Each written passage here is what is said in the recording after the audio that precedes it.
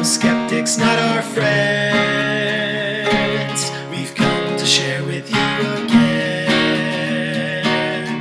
data proving that the Earth's warming is a phenomenon that we're causing, because the carbon that we burn with such little care has warmed the air. Among the Sound of Skeptics, it's not as if this is unknown.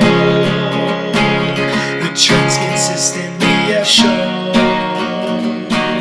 that global sea levels are rising, but governments are left compromising, and the public misinformed by your false logic and cherry picks still hear the sound of skeptics. And in the AR5 we saw projections that left us in awe. Droughts and floods without warning, less and less Arctic ice forming, and the cure, we have to cut our emissions bare, but still you dare create the sound of skeptics. What else will we need to show